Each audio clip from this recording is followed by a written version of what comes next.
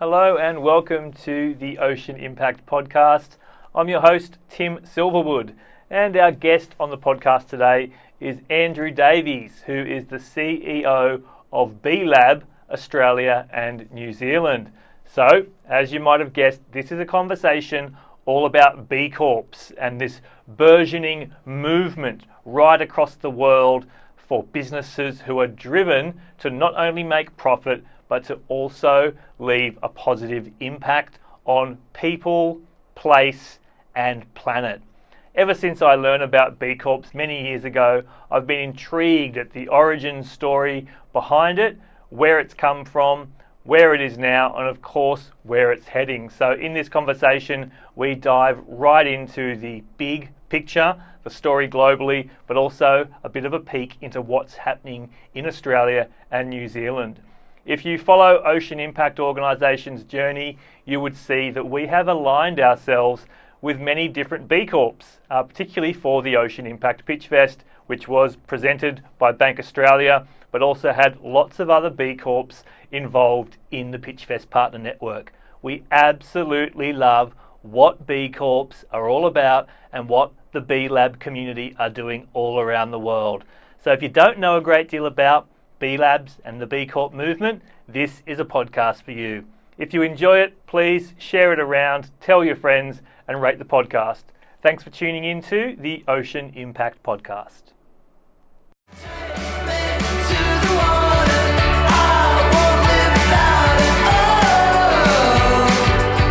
Can't take the ocean out of me. Very excited to have on the Ocean Impact Podcast today Andrew Davies, who is the CEO at B Lab Australia and New Zealand. Thanks for being here. Thanks for having me, Tim. So let's learn a little bit about you, Andrew. Can you tell us your role at B Lab Australia and New Zealand, and maybe a little bit about your career that's led you up to this point? Sure. So, I have the good fortune of looking after the B Corporation movement in Australia and New Zealand. We're organised with a series of global partners that are independent organisations, so we have our own board and governance, but we work with our global B Lab organisation to help businesses become certified B Corporations and then work with them once they are, a bit like an industry association. So we have a community of businesses that we work with to engage with them and activate them on issues and causes and the ongoing journey of improving their impact as businesses. So there's a small team of us. We're based in Melbourne, and how I got here, well, that's a bit of a strange story that's a longer story than we've got time for. But I think that it's equal parts, small part strategy, big part good fortune. I've worked in all sorts of different organisations. Started off in law, ended up in a big listed organisation in different roles, and life took a turn when my father-in-law became ill, and my wife and I took over a family business. So we went from quite big to quite small, and then underneath that, I started a couple of businesses that were very small and learnt lots from some failures and a few successes here and there. And really, that move into family business gave me a different perspective on, I guess, the idea of not just running a business, but being a custodian of an enterprise for a longer term. I think anyone that runs a family business gets that perspective. And I think the experience of working in different sizes and shapes of business really gave me some valuable perspective. And that's probably the best thing about what I do now is working with so many different businesses within the B Corporation community. Lots of different industries and sectors, and some publicly listed, some privately owned, some startups, and some very old businesses. And I think, I've had some good fortune to get where I am, but that's an enormous opportunity to work with this community of businesses. And seeing them do what they do is just a heck of a lot of fun. So I'm not sure a lot of strategy got me here, but I'm pretty pleased that I am here. Sounds awesome, and we'll definitely get to talk about some of those businesses who have made the journey to become B Corps very soon. But just diving a little bit deeper, I suppose, into this idea of purpose. You talk about how rewarding it is to lead this team at B Lab Australia and New Zealand. So aside from your experience as being a custodian of a family business, what sort of drives you from that purpose perspective?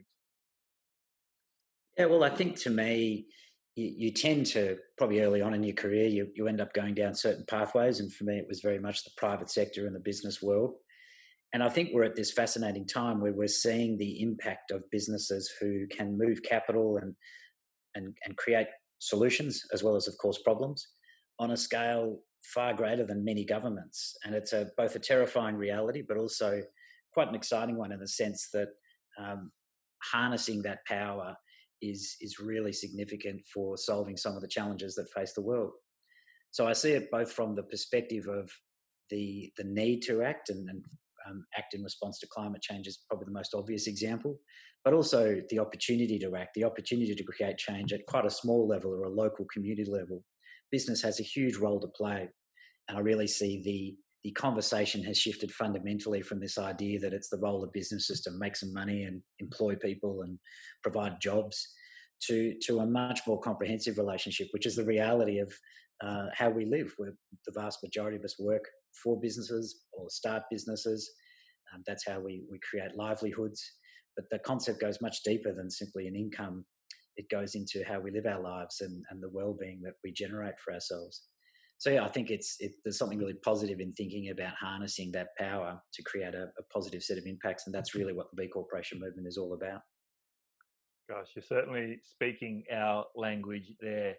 Tell us a little bit about your relationship with the natural world and specifically with the ocean. Is there something that ties us into this conversation today on the Ocean Impact podcast for you personally?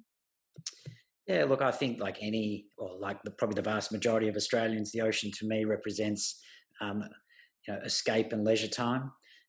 I've never conquered surfing, but I'm an avid paddler and just finally got a kayak after years of wanting one. The ocean for me is my escape, but at the same time, I'm really interested in it from a broader governance question. I mean, the ocean is our genuinely open wild space in the world, in the sense that, putting aside some obvious territory claims over parts of it, fundamentally it's the part of the world that is unclaimed and not sovereign. And I think really exploring that is fascinating because it speaks to the interdependence that we have as a world. The idea of sovereignty is sometimes seen as so critical, but we know when it comes to big problems like climate, sovereignty is irrelevant. And I think the ocean really speaks to that most clearly. So for me, if we can't organise as humanity to really respond to the needs of the ocean, then that's going to be a pretty fundamental problem for us all to face. So I love the idea that the ocean represents the clearest challenge that we have to face in meeting some of the climate issues and the way we've been poor custodians of our natural environment. Yeah, and right into, again, our wheelhouse where we love to provocatively call it planet ocean, not planet Earth, because it is the blue beating heart of our planet. And unless we can collectively respond to the challenges of the ocean, then we're going to get flicked off like a flea on an itchy dog's back. So let's go into a bit of the origin story of B Corps. Let's assume our listeners out there are learning about B Corps for the first time. What are they? How did it all start? How many? Let's go into some of those conversation points. Sure. So the movement, as we call it, as much as anything, started in 2007 out of the US. The origins really come from a few guys, our founders, who had started a basketball shoe business and grew it with great success, but had always grown it with a focus on creating a really strong, positive impact business at a time that perhaps those words didn't mean what they mean now. They went through an experience when they grew that business and sold it, where they were forced to accept the highest price that was available to them, and that really, they knew that business was going to be stripped out, and sort of some of the positive practices and policies that they'd put in place were effectively destroyed. But they had no choice but to sell it under the laws of the country at the time. They really then reflected on, well, what next, and what should we do with the success that we've had? And long story short, they ended up really focusing on what was it that they had built and how could they share that idea with others. So they developed the B Corporation platform, and what it is a certification. Most simplistically, B Corp certification is to business what fair trade is to coffee, in the sense that it's a third-party certification that speaks to how well is your business designed, or organised for positive impact. Breaking that down a little bit more, it's based on an impact assessment platform, which is effectively like a very deep survey. You're asked a couple of hundred questions about your business, and you earn points based on how you answer those. Importantly, you earn points for the way your business is designed for positive impact on people, place, and planet. You don't lose points. So there are some really important organisations out there that, when they talk about ethical investing, they screen out certain businesses or sectors. We don't tend to do that. We tend to only award points for positive impact. So it's a very open platform. And if you earn enough points by being well designed, then you can achieve certification. And to get there, that also requires an audit or a verification process that we run you through. So what you get is a trust mark. You can put the B Corporation logo on your business, and it speaks to the credibility of your business and the positive impact that it's designed to have. What that means in practice is that as businesses become certified, we've built a community. There's now 3,500 of them globally, and they then start to work together to really drive the concept of using business as a force for good. Sometimes that means active campaigns around issues. Other times it means that they're just collaborating with each other and sharing best practices around how to have a positive impact business. And most fundamentally, it creates a community of people who are aligned. They've got a values alignment around the idea of the role of business. And I think that's probably the most fundamental thing that comes from this is we're a tribal people, humans. We like to gather with like-minded people. And that's probably the most powerful element of the B Corporation community is the people behind it and the work that they do as they move into other businesses as well. Yeah, we were talking a little bit before we started recording about OIO and how we've used, I suppose, the B Lab B Corp directory for Australia and New Zealand to look towards partners and supporters to help us on our mission. And it really is just an incredible community. And I know everyone that we interact with and have so far is just so open and supportive of building this community. I should stress as well, Tim, that in achieving certification, it's an enormously high standard of social and environmental performance. It's a very, very high bar. And so often it can take a couple of years for businesses to get there, particularly if they're older, more complex businesses. But that's a really important part of the process is that what we're about is creating change in business. So it's not simply about putting elephant stamps on a few high performers. It's really about encouraging businesses to go through the assessment, to change the way they're designed, to improve their impact. That's where the real magic happens for us. And that's where the value is often really delivered is when a business goes into this thinking, well, I reckon I do some things pretty well. And most businesses do some things well. But most businesses also find something in part of their organisation that could be improved. And that's really a key concept that we encourage all businesses to sort of, I hate using the word journey, but to get on this journey and to start thinking about how they could be better organised. I have heard recently that speaking about being on this journey, I mean, the number of certified B Corps in Australia and New Zealand versus the number who are on that journey who have got applications in the system is quite big numbers there. Do you want to talk us through some of those in Australia and New Zealand? Yeah, sure. So in our region, we've got just over 300 certified B corporations, and there's closer to 5,000 users of the Impact platform. Globally, the numbers are consistent with that, if not even higher number of, I think there's now close to 100,000 users of the Impact platform. Now, of course, not all those users are people who are going to take their business through to certification. But as I said before, that's fine by us. We see that as really powerful for any business to be using the platform. And I think the other interesting thing for us, again, consistent with global, is that we're seeing increasingly larger businesses engage. That's something that has challenged us as a global organisation. How do you certify a large global multinational compared to a small consultancy operating out of Sydney? The reality is we've had to retool our processes in order to be able to do that credibly.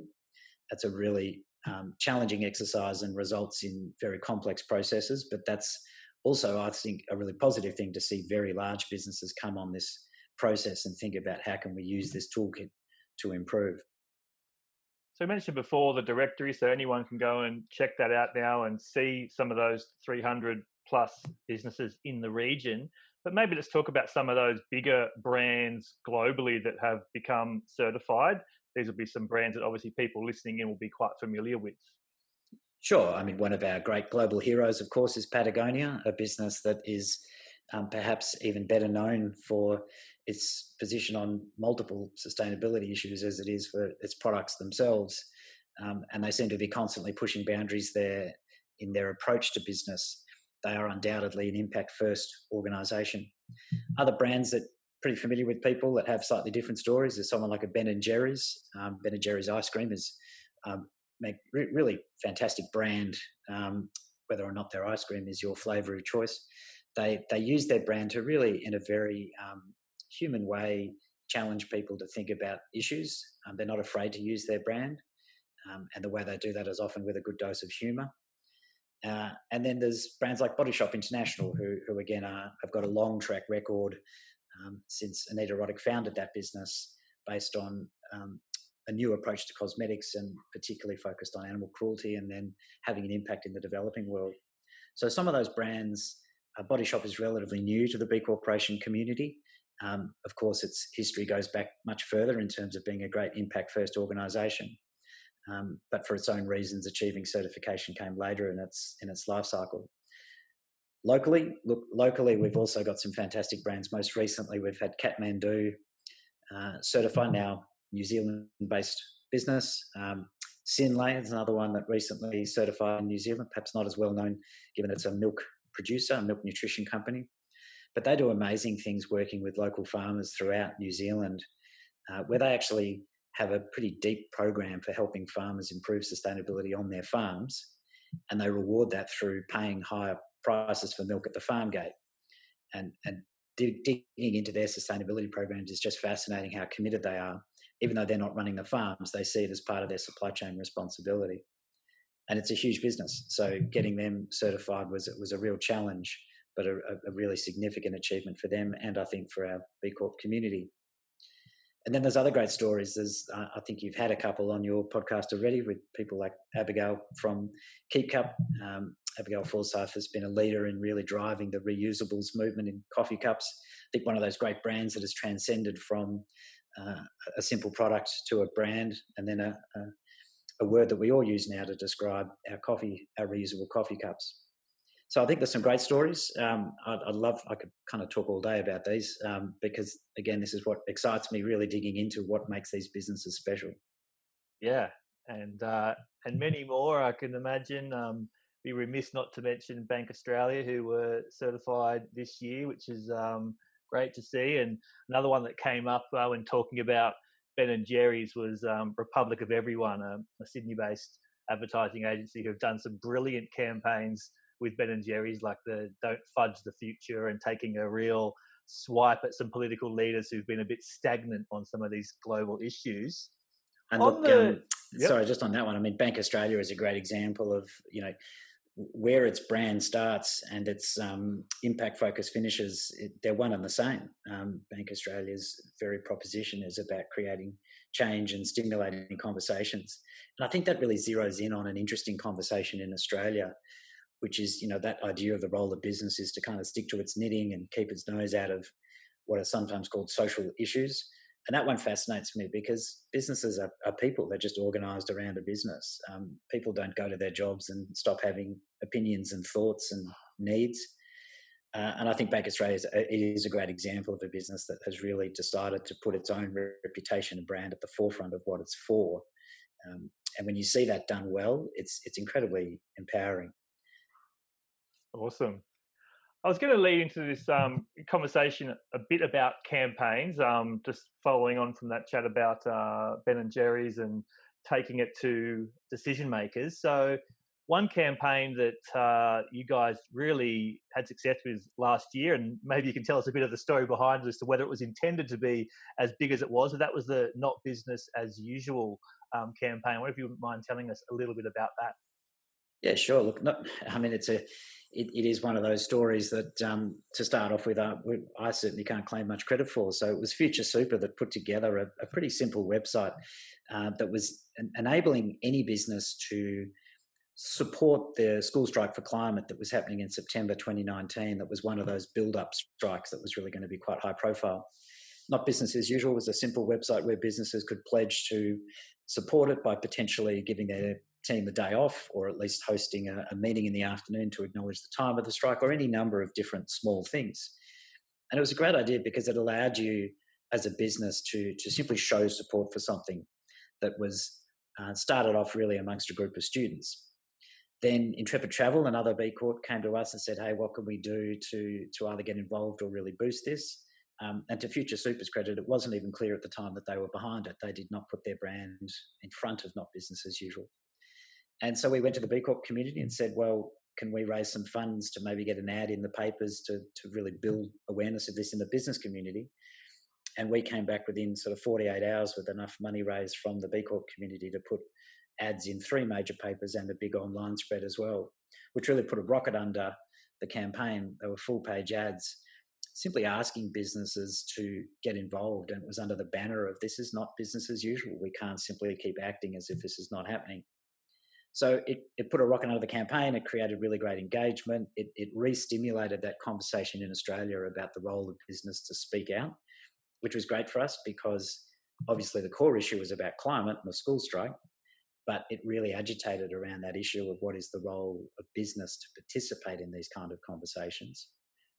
And the other part that really fascinated me on that was how it was worked through the B Corps. So Future Super had the relationship with some of the student groups, and how we navigated that, or how Future Super navigated that, around this idea of not wanting to be that traditional business co-opting something fantastic that a group of students had created. So they were deeply respectful of what the students wanted.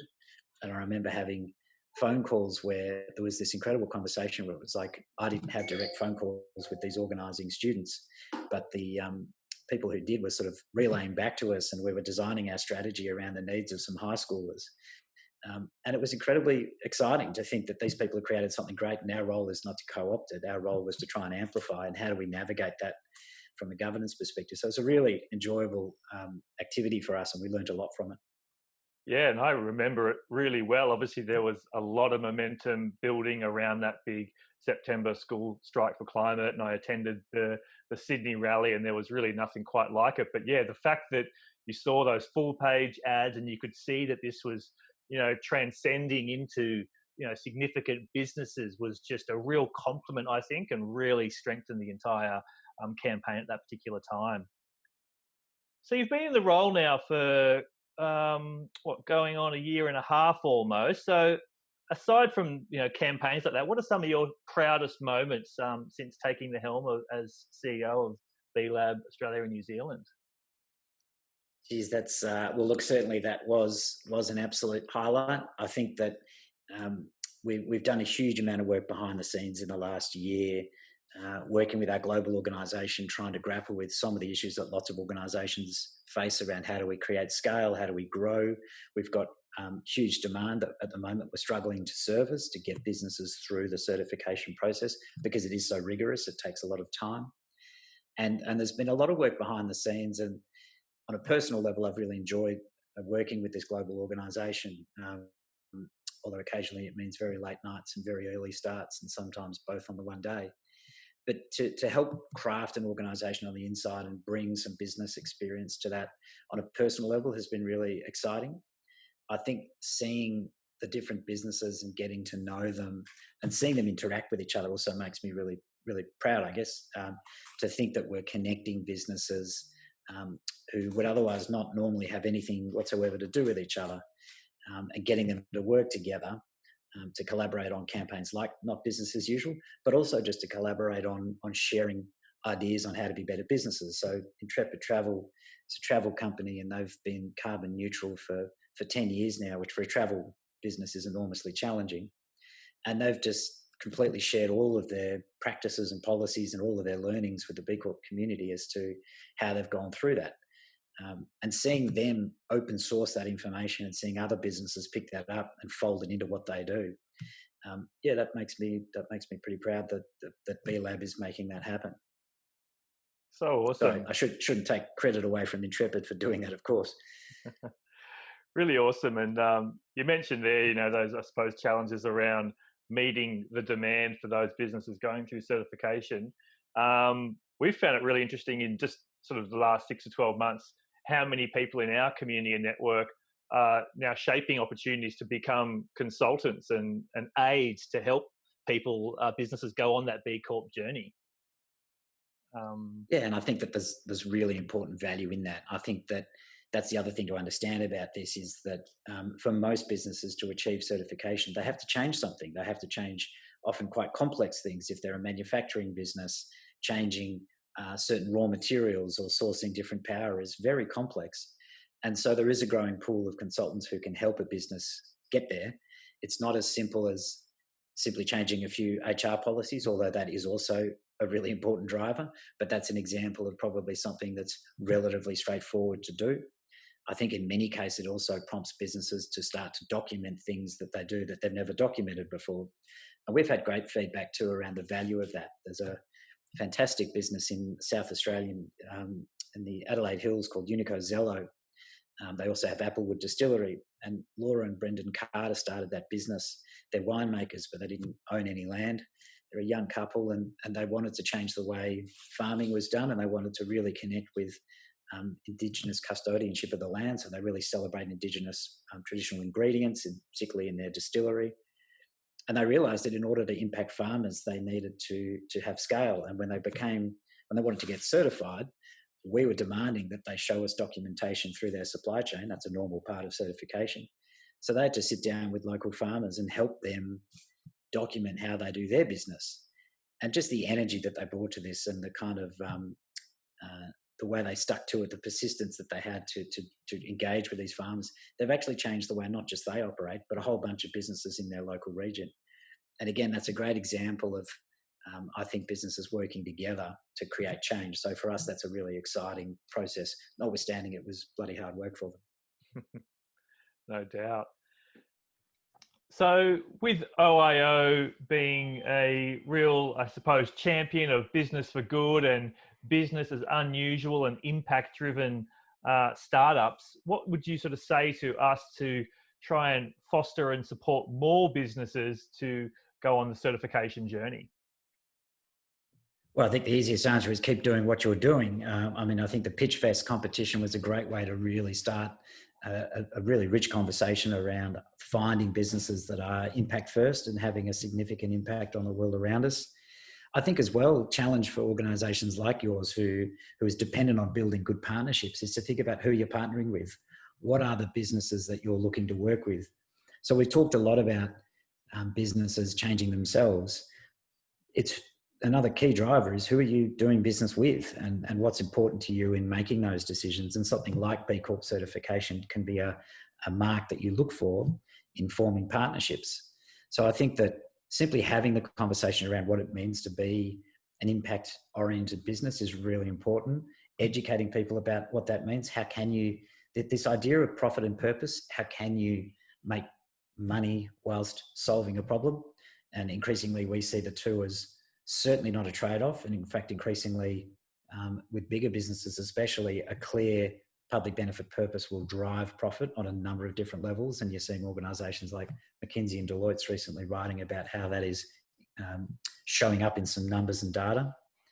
So I think talking about impact is really important, but then also celebrating the examples of how does that work in a business context? How do you create businesses that are profitable, successful, but are also having a positive impact? That's fundamentally about storytelling. Fantastic. So with this huge growth in the movement, this high demand, how does this sort of make you feel about the future? And maybe just talk a little bit more meta about, is the B Corp movement, is it enough to really transform the way that we are currently functioning and treating planet and people? Yeah, look, it's a great question. And we think about this in the context of our growth in the first instance. So how big do we need to be? As larger organisations become B Corps, the number of B Corps is less relevant, but perhaps the number of people employed by B Corps becomes a more relevant sort of KPI for us. But even that, we recognise that our model is based on the idea that B Corps are the highest performers. What we really need is a much bigger tail of businesses who are actively measuring and managing their impact, thinking about how we're designed, not just for profit, but for impact. What's the impact we're having on our people, place and planet? So I think for us, that's the true target, is driving more and more businesses to start off by measuring and managing, irrespective of where they end up. I think that, is that enough? Well, the reality is some of the challenges that we're facing are quite fundamental, and they're going to take a lot of actors to solve them. It's the role of government, business and community organisations and people on an individual basis to make choices that help steer us in a different direction. But I think bringing it back to the business world, it's 50 years ago this year that Milton Friedman wrote his seminal piece about the role of businesses to drive shareholder profits effectively. And that doctrine, and it's a deeper conversation, but that doctrine's probably done a huge amount of harm over the last 50 years by creating this really simplistic idea that business is not responsible other than for making money. And the reality is that is held out as, I think, an excuse when convenient, because the reality is we know businesses are more complicated than that. But I think it's really significant that all businesses do need to think about what impact they're having on a number of levels. And it's not just about avoiding negative impact.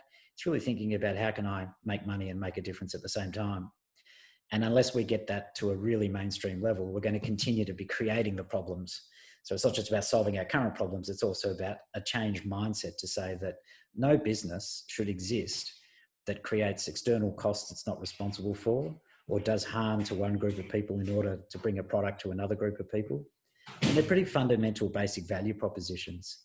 I think that in order to get that as a more mainstream concept, we really do need to keep talking about what is the role of business.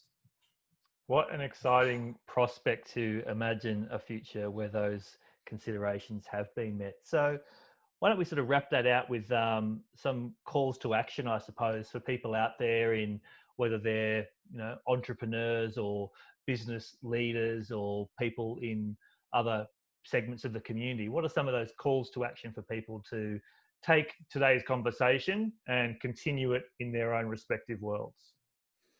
Sure. So I'll start with the obvious self-interested one, which is head to our website, which is bcorporation.com.au, and have a look around. There's a lot of resource there for you to get educated and start thinking about assessing impact.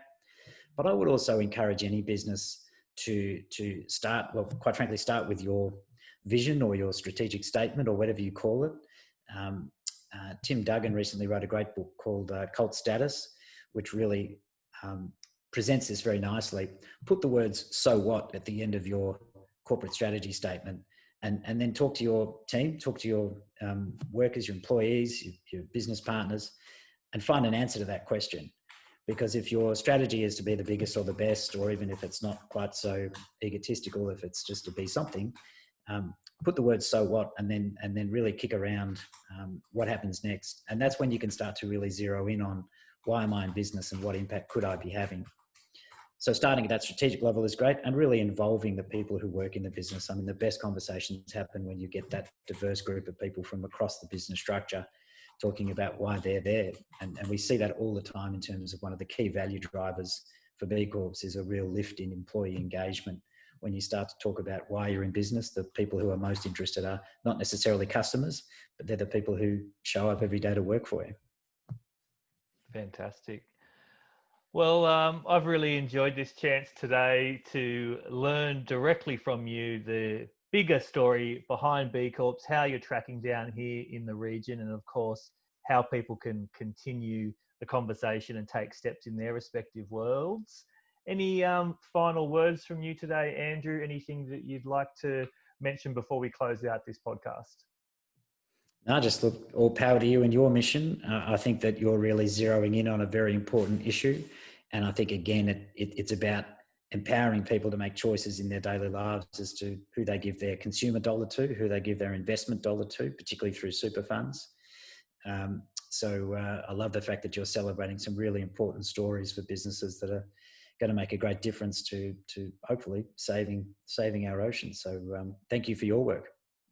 Thank you so much for your time, Andrew, and everyone can take those calls to action and check out more about B Lab Australia and New Zealand.